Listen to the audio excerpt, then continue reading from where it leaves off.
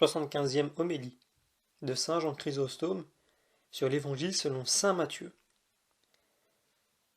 Comme Jésus s'en allait, au sortir du temple, ses disciples s'approchèrent de lui, pour lui en faire remarquer les constructions. Mais prenant la parole, il leur dit, « Voyez-vous tous ces bâtiments? Je vous le dis en vérité, il n'y sera pas laissé pierre sur pierre qui ne soit renversée. » Lorsqu'il se fut assis sur la montagne des Oliviers, ses disciples s'approchèrent, et, seuls avec lui, lui dirent, « Dites-nous, quand ces choses arriveront, et quel sera le signe de votre avènement et de la fin du monde ?» Jésus leur répondit, « Prenez garde que nul ne vous séduise, car plusieurs viendront sous mon nom disant, « C'est moi qui suis le Christ », et ils en séduiront un grand nombre. Vous entendrez parler de guerre et de bruit de guerre. Non, soyez pas troublés, car il faut que ces choses arrivent. Mais ce ne sera pas encore la fin. On verra se lever nation contre nation, royaume contre royaume, et il y aura des pestes, des famines et des tremblements de terre en divers lieux. Tout cela ne sera que le commencement des douleurs. Alors on vous livrera aux tortures et on vous fera mourir, et vous serez en haine à toutes les nations à cause de mon nom. Alors aussi beaucoup failliront, et ils se trahiront et se haïront les uns les autres. Et il s'élèvera plusieurs faux prophètes qui en séduiront un grand nombre. Et à cause des progrès croissants de l'iniquité, la charité d'un grand nombre se refroidira. Mais celui qui persévérera jusqu'à la fin sera sauvé. Cet évangile du royaume sera prêché dans le monde entier pour être un témoignage à toutes les nations. Alors viendra la fin. Quand donc vous verrez l'abomination de la désolation annoncée par le prophète Daniel établie en lieu saint, que celui qui lit entende. Matthieu, chapitre 24, versets 1 à 15. Après que Jésus-Christ eut prédit aux Juifs que leur maison demeurerait déserte, et qu'il les eut menacés de plusieurs maux pour l'avenir, les apôtres, surpris de ces prédictions étonnantes, s'approchèrent de lui et lui firent considérer la beauté du temple. Il semble qu'ils doutaient si des ouvrages si admirables et par le prix de la matière et par la beauté du travail pourraient être un jour entièrement détruits. Mais Jésus-Christ ne se contente plus de dire que ces édifices demeureraient déserts. Il déclare qu'ils seraient tellement ruinés qu'il ne resterait pas pierre sur pierre. Vous voyez tous ces bâtiments, leur dit-il, je vous dis en vérité qu'ils seront tellement détruits qu'il n'y restera pas pierre sur pierre.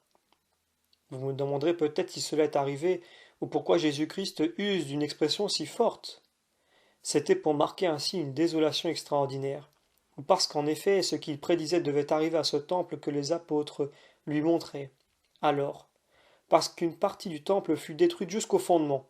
Mais quoi qu'il en soit, les plus opiniâtres et les plus incrédules doivent se rendre à la vérité en voyant l'état où cette ville a été réduite. Saint Matthieu écrit, « Et comme il était assis sur la montagne des Oliviers, ses disciples vinrent le trouver en particulier et lui dirent, « Dites-nous quand cela arrivera, et quel signe il y aura de votre avènement et de la fin du monde. » Verset 3. Ses disciples viennent le trouver en particulier, parce qu'ils veulent l'interroger sur des choses fort secrètes. Ils désiraient avec ardeur le jour de l'avènement du Sauveur, parce qu'ils souhaitaient de voir cette gloire qu'ils croyaient devoir être pour eux le comble des biens. Ils lui font deux questions différentes. La première, « Dites-nous quand cela arrivera », c'est-à-dire cette ruine du temple dont il leur parlait. Quel signe y aura-t-il de votre avènement? Saint Luc ne rapporte qu'une seule question qui regarde la destruction de Jérusalem, parce que les apôtres croyaient que le Fils de Dieu viendrait aussitôt après cette ruine. Mais saint Marc rapporte ceci avec plus d'exactitude. Il nous apprend que ce ne furent pas tous les apôtres qui s'informèrent de la désolation de cette ville, mais seulement saint Pierre et saint Jean, c'est-à-dire ceux qui avaient plus d'accès et plus de liberté auprès du Sauveur. Jésus-Christ répond à cela, « Prenez garde que personne ne vous séduise, car plusieurs viendront en mon nom et diront, je suis le Christ, et ils en séduiront plusieurs. Vous entendrez aussi parler de guerre et de bruit de guerre. Mais gardez-vous bien de vous troubler, parce qu'il faut que cela arrive, et ce ne sera pas encore la fin. » Versets 4 à 6. Comme les apôtres écoutaient avec indifférence la prédiction de la ruine de Jérusalem, et qu'ils la regardaient comme une chose qui leur était étrangère, et qui ne les touchait pas, parce qu'ils espéraient être hors de ces malheurs et de ces tumultes, et qu'ils ne se proposaient au contraire pour l'avenir que des biens dont ils espéraient jouir bientôt, Jésus-Christ leur prédit ici des mots qui leur seraient propres, afin de les y préparer, et de les tenir toujours dans la crainte. Il les avertit de prendre garde à deux choses, à ne point se laisser séduire par ceux qui tâcheront de les tromper, et à ne pas céder à la violence des maux dont ils se verront accablés. Il les prépare et les encourage à une double guerre, l'une contre des séducteurs et l'autre contre des ennemis déclarés, et il leur marque que cette dernière serait bien plus à craindre que l'autre, parce qu'elle serait accompagnée d'un trouble et d'une consternation générale de tout l'univers. Les conquêtes des Romains jetaient la terreur et l'effroi de toutes parts, et la prise de tant de villes et de tant de provinces qui ne pouvaient leur résister répandaient l'épouvante dans tous les cœurs. C'est de ces guerres et de ces troubles qui regardaient particulièrement la Judée que Jésus-Christ parle ici. Car il eût été inutile de leur parler des autres guerres qui ruinaient les autres parties du monde, puisqu'elles ne les regardaient pas. D'ailleurs, c'eût été ne leur apprendre rien de nouveau que de leur prédire qu'il y aurait des guerres dans toute la terre, puisqu'il y en a toujours. Il y avait même avant cette prédiction de grandes guerres et de grands troubles dans le monde. Il est donc visible qu'il ne leur parlait que des guerres de Judée, qui ne devaient pas tarder à s'allumer. C'est déjà, car déjà le rapport des Juifs avec Rome commençait à leur donner de l'inquiétude. Comme ces guerres auraient pu troubler un jour ses disciples, Jésus-Christ les leur prédit pour les prémunir contre ce trouble. Mais pour montrer encore plus clairement que ce serait le Fils de Dieu qui s'armerait alors lui-même contre les Juifs pour les combattre et pour leur déclarer la guerre, après avoir parlé de la terreur des armées romaines, il leur annonce encore beaucoup d'autres plaies qui leur viendraient du ciel, comme la peste, la famine et les tremblements de terre, montrant par ces derniers mots que ce serait lui qui conduirait ces guerres, et qu'elles n'arriveraient pas tant alors, comme elles arrivent d'ordinaire, par le caprice ou par la passion des hommes, que par un ordre particulier de Dieu, et par un effet prémédité de sa colère. C'est pourquoi il dit que ces maux arriveront non pas d'une manière commune et ordinaire, ni tout d'un coup, mais avec beaucoup de signes prodigieux. Et il leur a marqué à la fin du chapitre précédent la cause de tant de malheurs, afin que les Juifs ne la rejetassent point sur ceux qui croiraient alors en Jésus-Christ. Je vous dis en vérité, a-t-il dit, que tout ceci arrivera à cette génération et le reste. Mais, voulant en même temps empêcher que ses disciples ne crussent que tant de mots seraient un obstacle à la prédication de l'Évangile, il ajoute « Gardez-vous bien de vous troubler, parce qu'il faut que cela arrive. » Tout ce que j'ai dit arrivera, mais ces malheurs qui accableront la Judée de toutes parts n'empêcheront point le succès de mon ouvrage, et ce grand trouble du monde entier n'arrêtera point la vérité de mes paroles. Jésus-Christ avait dit un peu auparavant aux Juifs, vous ne me verrez plus désormais jusqu'à ce que vous disiez, béni soit celui qui vient au nom du Seigneur. Et les disciples avaient pris de ces paroles, sujet de croire que la fin du monde arriverait dans le même temps que la ruine de Jérusalem. Le Sauveur réfute cette pensée et les retire de cette erreur en leur disant, mais ce ne sera pas encore la fin. Et pour ne plus douter que c'était là leur pensée, il ne faut que considérer ce qu'il disait. Quand cela arrivera-t-il, c'est-à-dire quand arrivera la destruction de Jérusalem, et quel signe y aura-t-il de votre avènement et de la fin du monde? Mais Jésus-Christ ne répond pas d'abord à cette question. Il passe de suite au plus urgent, à ce qu'il convenait d'apprendre en premier.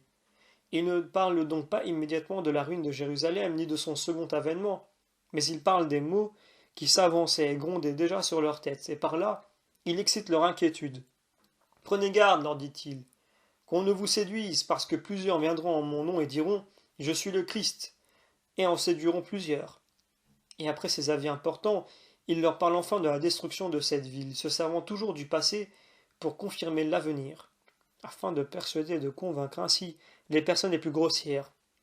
Il entend par ces mots de guerre et de bruit de guerre les premiers mouvements et les premiers troubles, et il ne veut pas qu'ils croient que le monde finirait aussitôt après.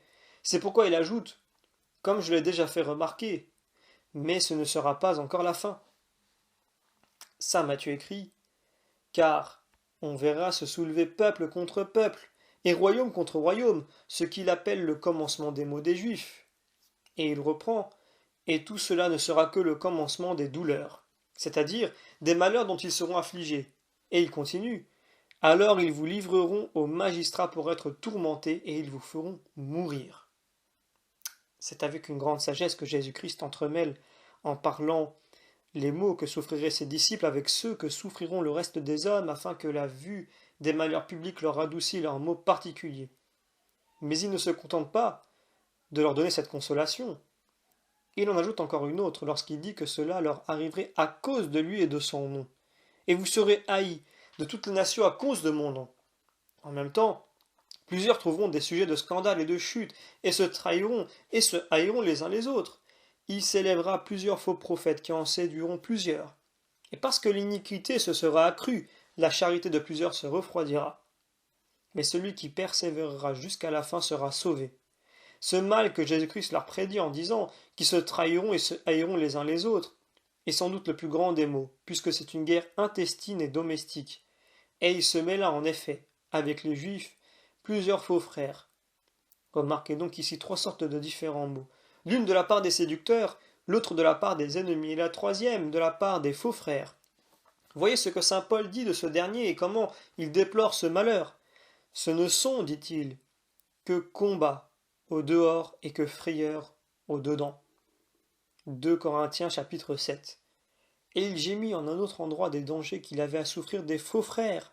Ce sont, dit-il, de faux apôtres, des ouvriers trompeurs, qui se transforment en apôtres de Jésus-Christ. 2 Corinthiens chapitre 11. Mais le Fils de Dieu les menace ensuite de plus sensibles de tous les maux, lorsqu'il leur prédit que la charité des fidèles ne les consolerait point dans les maux qu'ils souffriraient en leur annonçant l'Évangile. Et pour leur apprendre encore que cette considération même ne peut nuire à une âme ferme en Dieu et qui est courageuse, il leur dit de ne rien craindre et de ne se troubler de rien. Car si vous avez, leur dit-il, de la patience, ces maux ne vous abattront pas. Et une preuve de ce que je vous dis, c'est que malgré tous ces maux, l'évangile du royaume sera prêché par toute la terre pour servir de témoignage à toutes les nations. Et c'est alors que la fin doit arriver. Verset 14. Il semble que pour les prévenir et pour les empêcher de lui dire « Comment pourrons-nous même vivre au milieu de tant de troubles ?» Il les assure que non seulement ils vivront, mais même qu'ils prêcheront son évangile par toute la terre. Cet évangile du royaume sera prêché par toute la terre pour servir de témoignage à toutes les nations, et c'est alors que la fin doit arriver, c'est-à-dire la fin de Jérusalem. Car saint Paul marque assez que l'évangile avait déjà couru dans tout le monde avant même la destruction de cette ville. Leur voix, dit-il, s'est répandue dans toute la terre. Romains chapitre 10. Et ailleurs, l'évangile que vous avez entendu a été prêché à toute créature qui est sous le ciel. Colossiens chapitre 1. C'est ainsi qu'on voit cet apôtre passer de Jérusalem dans l'Espagne pour y prêcher l'Évangile. Et si saint Paul à lui seul portait la foi dans une si grande étendue de province, jugez de ce que tous les autres apôtres auront pu faire. Aussi le même saint Paul écrit-il ailleurs que l'Évangile fructifie et a été prêché à toutes les créatures qui sont sous le ciel. Cette parole du Sauveur, pour servir de témoignage à toutes les nations, marque que l'évangile sera prêché à tous, mais que tous n'y croiront pas, et qu'il sera annoncé aux infidèles pour être un jour leur condamnation. Ceux qui auront cru s'élèveront contre les autres, ils porteront témoignage contre eux, et c'est pour ce sujet que Jérusalem ne sera détruite qu'après que l'évangile aura été prêché dans tout le monde, afin que ces incrédules et ces ingrats ne puissent plus avoir de prétexte pour excuser leur infidélité. Car quel pourrait être ce prétexte lorsqu'ils verront la puissance de Jésus-Christ éclater en un moment, comme un éclair, et paraître jusqu'aux extrémités de la terre? J'ai déjà tant fait voir que saint Paul témoigne clairement que l'évangile avait été annoncé lorsqu'il dit « L'évangile que vous avez ouï a été prêché à toute créature qui est sous le ciel ». C'est là la plus grande preuve de la toute-puissance et de la divinité de Jésus-Christ, de voir en 20 ou 30 ans, au plus, l'évangile répandu dans tout le monde. Après cela, donc, la destruction de Jérusalem arrivera. C'est ce que Jésus-Christ marque dans la suite, car il rapporte la prophétie de Daniel pour leur faire mieux croire qu'infailliblement leur ville serait détruite. Saint Matthieu rapporte « Quand donc vous verrez l'abomination de la désolation qui a été prédite par le prophète Daniel, établie dans le lieu saint, que celui qui lit entende bien ce qu'il lit. » Verset 15. Il entend par cette abomination la statue de celui qui assiégea leur ville et qui, l'ayant prise et ruinée, mit sa statue au début du temple. il ajoute de désolation, parce que cela ne se fit qu'après que Jérusalem fut désolée. Il marque que cela arriverait encore du vivant de quelques-uns de ceux à qui il parlait, lorsqu'il dit quand vous verrez l'abomination, etc. Et c'est ce qui fait voir la puissance souveraine de Jésus-Christ et la force des apôtres qui prêchaient dans tout le monde en même temps que les Juifs étaient chassés de tout le monde, que toute la terre les persécutait comme des rebelles et que César même les bannissait de tout son empire.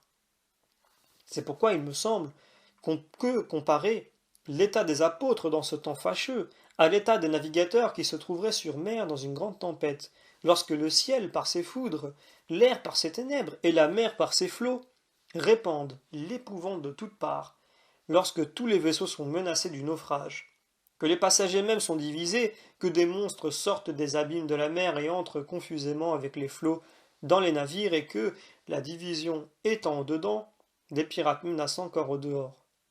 Les apôtres, dis-je, étaient comme des hommes que l'on obligerait alors de prendre le gouvernail de ces vaisseaux sans avoir aucun art ni aucune intelligence pour les conduire, et d'aller combattre sans aucune apparence, de pouvoir échapper d'un si grand péril, et néanmoins avec une espérance très certaine de la victoire, car les gentils d'un côté avaient pour eux cette haine générale qu'ils portaient à tous les juifs. Les juifs d'ailleurs les haïssaient, comme les violateurs de leurs lois. Ainsi, tout leur était contraire. Ils voyaient partout des écueils et des précipices de tous côtés, et des bancs de sable. Les provinces, les villes, les maisons de tout le monde en général, et chaque homme en particulier, leur faisaient une guerre acharnée. Les empereurs et les princes, les magistrats et les particuliers, les villes, des provinces et les peuples entiers les persécutaient, et l'état où ils se trouvaient réduits était au-dessus de tout ce qu'on peut dire. Les Romains avaient une haine mortelle contre tout le peuple juif parce qu'il leur suscita mille embarras, et cependant tout cela n'arrêta point le cours de la prédication des apôtres. Après la prise et l'embrasement de Jérusalem, après tant de maux qui souffrirent, ceux qui s'y trouvèrent enfermés, les apôtres qui en étaient sortis, vont imposer aux Romains, malgré eux, de nouvelles lois et de nouveaux règlements de vie. Qui n'admirera ce prodige, mes frères? Les Romains peuvent défaire des troupes sans nombre et des armées entières de Juifs. Et ils ne peuvent se défendre de 12 hommes pauvres, nus, ignorants, qui viennent les combattre sans armes. Quelle langue pourrait assez relever une si grande merveille? Il y a deux choses qui sont principalement nécessaires à celui qui enseigne les autres. Il faut qu'il ait de l'autorité, et qu'il soit aimé de ses disciples. Et il faut aussi que les choses qu'il leur enseigne soient faciles à admettre, qu'elles leur plaisent, et qu'il les annonce dans un temps de paix et non de guerre et de trouble. Les apôtres étaient dans des circonstances toutes contraires, car non seulement ils n'avaient ni autorité par eux-mêmes, mais de plus, ceux qui en avaient ne s'en servaient que pour séduire les hommes et pour les porter à les haïr, au lieu de les favoriser et de les aimer.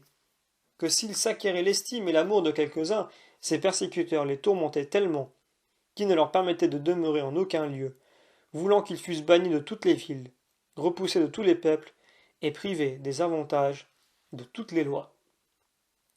D'ailleurs, la vie nouvelle que les apôtres introduisaient dans le monde était dure et pénible, et celle au contraire qu'ils tâchaient de détruire était agréable et voluptueuse. On voyait tous les jours que leurs disciples étaient exposés à mille périls, et qu'on inventait des supplices tout nouveaux pour leur faire souffrir une mort cruelle.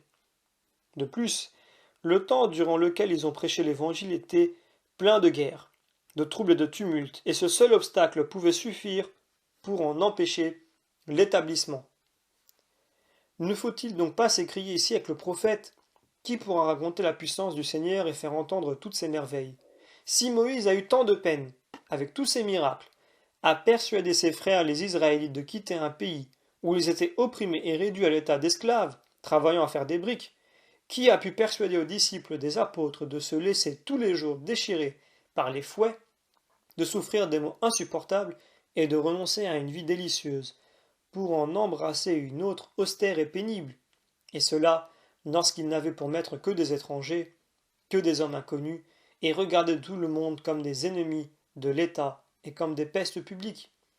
Que dirait-on aujourd'hui si un seul individu, détesté de tous les hommes, allait, non dans des royaumes, ni dans des provinces et des villes entières, mais dans une seule maison pour y mettre la division, pour séparer les amis d'avec les amis, pour soulever le père et la mère contre les enfants et le mari contre la femme.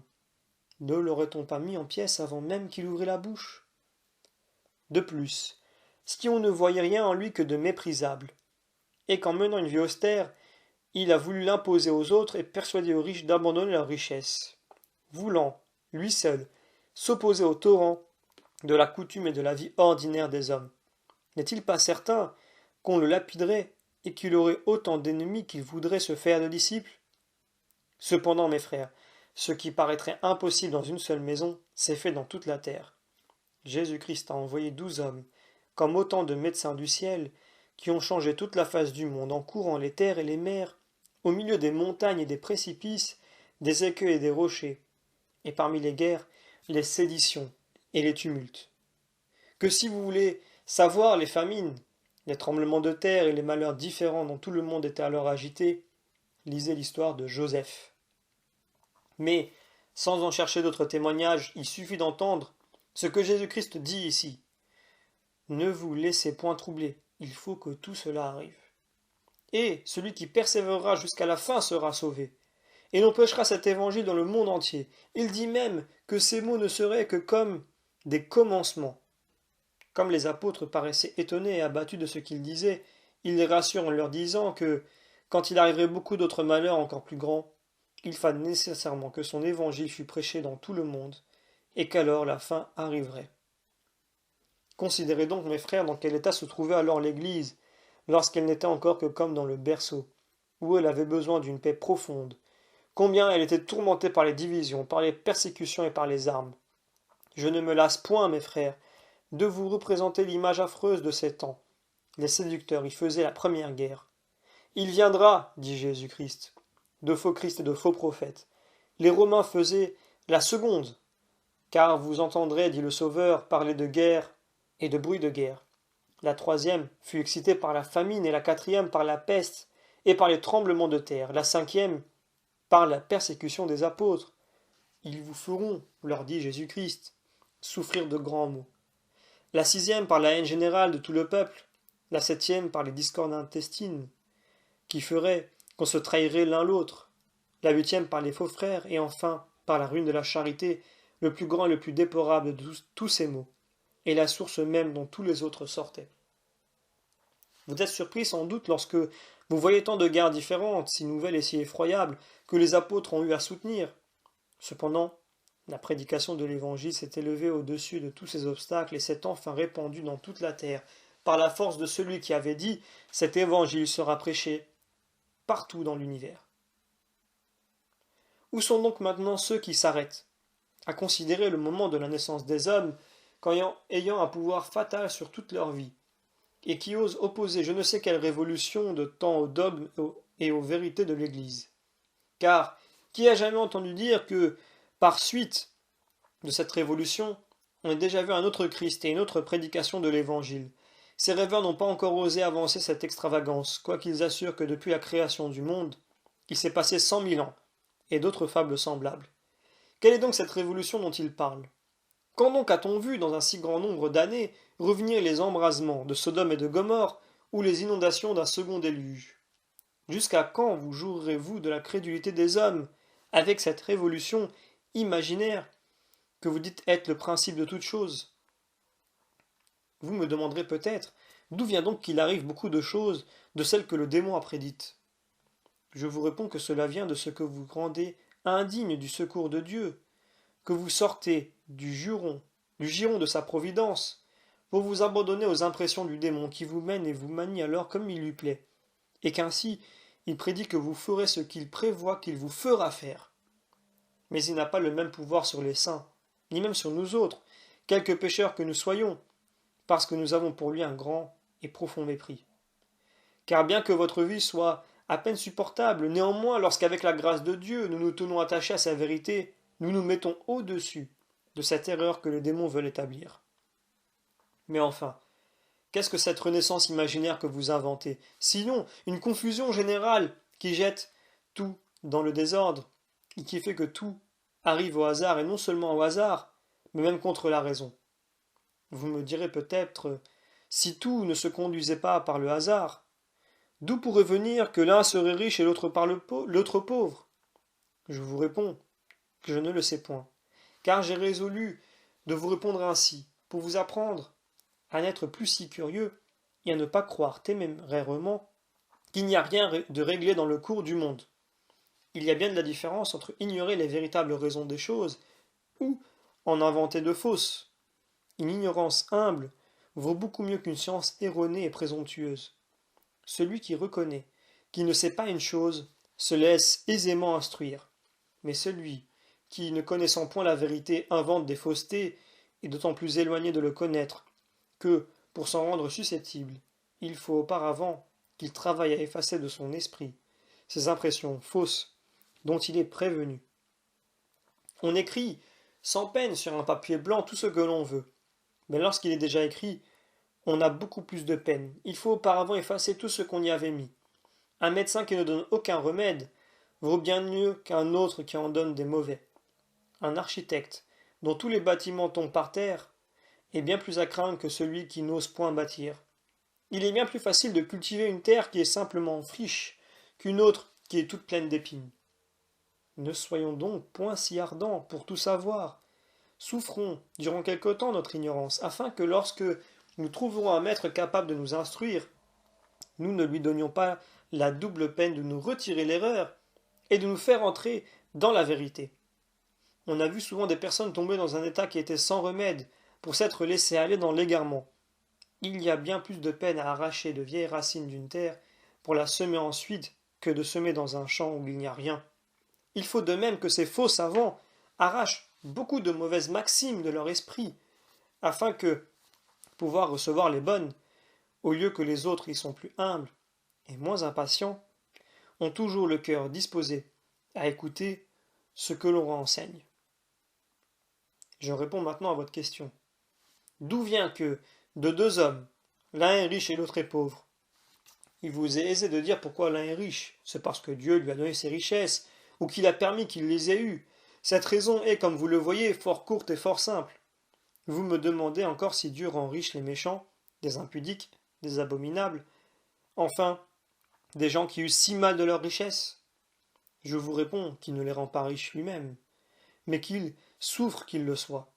Car il y a bien de la différence entre rendre une personne riche et souffrir seulement qu'elle le soit. Mais pourquoi leur permet-il, dites-vous? C'est parce que le temps du jugement n'est pas encore arrivé, et que c'est alors que Dieu rendra à chacun ce qu'il mérite. Quel crime fut jamais plus odieux que celui de ce riche qui ne voulait pas même donner de ses miettes au pauvre Lazare? N'ont-ils pas aussi reçu de Dieu le châtiment qu'il méritait, puisque la dureté qu'il eut pour les pauvres fut punie avec une justice si exacte que, soupirant lui-même après pour avoir une goutte d'eau au milieu des flammes, il ne put jamais l'obtenir? Lorsque deux personnes sont également méchantes, et que l'une des deux est pauvre et l'autre riche, elles ne seront pas également punies dans l'enfer, et le riche, sans doute, y souffrira beaucoup plus que l'autre.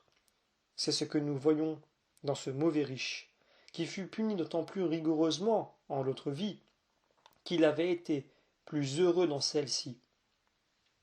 Lors donc que vous voyez quelqu'un s'enrichir par ses injustices, et jouir de toutes sortes de biens, déplorez son sort et sa misère, puisque cette prospérité apparente attirera sur lui un plus grand supplice, comme ceux qui offensent Dieu tous les jours sans en faire pénitence, s'amassent, selon saint Paul, un trésor de colère. Romains chapitre 2. De même ceux qui jouissent ici de toutes sortes de biens sans y ressentir la moindre incommodité en seront un jour beaucoup plus punis. Je vous ferai voir, si vous le voulez, combien ce que je vous dis est vrai, non seulement par ce qui nous arrivera dans l'autre monde, mais par ce qui arrive tous les jours dans celui-ci.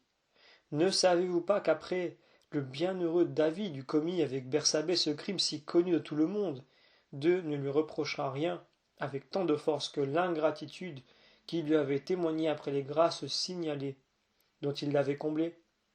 Écoutez le reproche que Dieu lui a fait. Je vous ai sacré roi, je vous ai délivré des mains de Saül, je vous ai donné tout ce qui appartenait à votre maître et toute la maison de Juda et d'Israël. Et si cela était peu, j'en eusse ajouté encore davantage. Pourquoi donc avez-vous commis ce crime en ma présence? 2 Rois chapitre 12. Dieu, mes frères, ne tire pas une même vengeance de tous les crimes. Il les punit différemment selon les différentes circonstances des temps, de l'âge, des conditions, des dignités, de l'éducation, de l'esprit, de l'expérience, et de plusieurs choses semblables. Pour faire mieux voir ce que je vous dis, examinons quelques péchés. Prenons par exemple celui de l'impureté, et considérez combien, non pas moi, mais l'Écriture, nous assure qu'il sera différemment puni de Dieu. Si un homme a commis ce péché honteux avant la loi, saint Paul dit qu'il en sera châtié. Ceux, dit-il, qui auront péché sans la loi, périront aussi sans la loi. Si un autre a commis ce crime après la loi, il en sera puni davantage, parce que ceux qui ont péché dans la loi seront jugés par la loi. Si un prêtre s'est laissé tomber dans cette faute, sa dignité l'aggravera beaucoup, et c'est pour cette raison qu'autrefois les autres femmes coupables d'impudicité étaient seulement condamnées à mort, au lieu que les filles des prêtres qui se laissaient corrompre étaient condamnées au feu. Moïse laissait ainsi aux prêtres à juger ce qu'ils devaient attendre s'ils tombaient dans ce même crime. Car s'il témoigne tant de sévérité contre une personne seulement parce qu'elle est fille du prêtre, que fera-t-il contre le prêtre même? Si quelque femme commet un crime, y étant contrainte, et comme forcée par une violence étrangère, la loi ne lui impute point. Elle met aussi une grande différence entre deux femmes qui commettraient la même action d'impureté, dont l'une serait riche et l'autre pauvre. On le voit parce que nous avons déjà rapporté de David que si quelqu'un tombe dans ce crime après que Jésus-Christ est venu au monde, il est constant que, quand il serait mort sans avoir encore participé au mystère, il en sera beaucoup plus puni que ceux qui ont péché avant l'Évangile. Que si quelqu'un viole la grâce du saint baptême et commet un crime après l'avoir reçu, il ne reste plus, selon saint Paul, aucune consolation à cet homme. Si quelqu'un, dit-il, a méprisé la loi de Moïse, il meurt sans miséricorde à la déposition de 2 ou 3 témoins. Combien donc celui-là sera-t-il jugé digne d'un plus grand supplice, qui aura foulé aux pieds le Fils de Dieu, qui aura tenu pour une chose vile et profane le sang de l'alliance, par lequel il avait été sanctifié, et qui aura fait outrage à l'esprit de grâce? Enfin, si une personne consacrée à Dieu commet un crime contre la pureté, le péché, alors, est monté à son comble. Vous voyez donc combien il se trouve dans un seul péché de degrés différents, puisqu'il change lorsqu'on le considère ou avant la loi, ou après la loi, ou dans une personne consacrée à Dieu, ou dans un laïc, ou dans un riche, ou dans un pauvre, ou dans un catéchumène, ou dans un fidèle. On doit aussi beaucoup considérer la lumière et l'instruction de celui qui le commet, car celui qui connaît la volonté de son maître et ne la fait pas sera beaucoup châtié. Luc chapitre 12. Et celui qui pêche après tant d'exemples s'attire une bien plus grande punition. C'est pourquoi Dieu dit: Et vous-même qui avez vu ces exemples, vous n'avez point fait pénitence, quoique vous ayez reçu tant de grâce. Aussi, entre les reproches que Jésus-Christ fait à Jérusalem, il lui dit: Combien de fois ai-je voulu rassembler vos enfants, et vous ne l'avez pas voulu. C'est encore un bien plus grand crime de pécher lorsqu'on est dans le plaisir et dans les délices, comme on le voit par l'exemple du mauvais riche et de Lazare. Le lieu, quelquefois, change le crime qui est commis. Et Jésus-Christ marque lui-même cette circonstance lorsqu'il dit aux Juifs: Vous avez tué Zacharie entre le temple et l'autel. La qualité des péchés par elle-même leur donne aussi quelques différences. Vous avez, dit Dieu, tué vos fils et vos filles, et ce crime est plus insupportable que toutes les fornications et que toutes les abominations que vous avez faites. Et encore, il n'est pas étonnant que quelqu'un soit surpris à voler lorsqu'il vole pour soutenir sa vie épuisée par la faim. Proverbe chapitre 6. Le péché change aussi selon les personnes contre qui on l'a commis. Si quelqu'un pêche contre un homme, dit l'Écriture, on priera pour lui. Mais si c'est contre Dieu même qu'il pêche, qui osera offrir pour lui des prières? 1 Roi chapitre 2. Le péché s'augmente encore lorsqu'on devient plus méchant que ceux qui s'étaient signalés par leurs excès, comme Dieu le reproche dans Ézéchiel. Vous n'avez pas même gardé la justice d'un païen et d'un infidèle. Ézéchiel chapitre 16. Ou lorsque l'exemple des autres ne nous sert pas, elle a vu sa sœur, dit Dieu, et elle a paru juste lorsqu'on l'a comparée avec elle. Le crime devient encore plus grand lorsqu'on le commet après avoir reçu de plus grandes grâces de Dieu. C'est ce que Jésus Christ dit lui-même: Si on avait fait dans Tyr et dans Sidon les mêmes miracles, il y a longtemps qu'elles auraient fait pénitence. C'est pourquoi Tyr et Sidon seront traités moins rigoureusement un jour. Remarquez donc, mes frères, avec quelle exactitude Dieu examine nos péchés, et que tous ceux qui commettent le même crime n'en sont pas punis également. Lorsque nous avons une fois abusé de la miséricorde de Dieu et que nous nous sommes rendus inutiles à nous-mêmes cette bonté qu'il avait pour nous, nous nous attirons à un bien plus grand supplice. Saint Paul le marque clairement lorsqu'il dit mais vous, au contraire, par votre dureté et par l'impénitence de votre cœur, vous vous amassez un trésor de colère. Comprenons ces vérités, mes frères, et ne nous scandalisons de rien de ce qui arrive dans ce monde. Que l'un soit riche et l'autre pauvre, que l'un soit heureux, l'autre malheureux, abandonnons tout à la providence, à la sagesse incompréhensible de Dieu, et ne nous exposons point sur cette mer périlleuse des raisonnements humains, où nous ne trouverons que des tempêtes et des écueils. Appliquons-nous avec soin à la vertu, fuyons le vice avec horreur, pour jouir un jour des biens que Dieu nous promet, par la grâce et par la miséricorde de notre Seigneur Jésus-Christ, par qui et avec qui, gloire au Père et au Saint-Esprit, maintenant et toujours, et dans les siècles des siècles. Amen.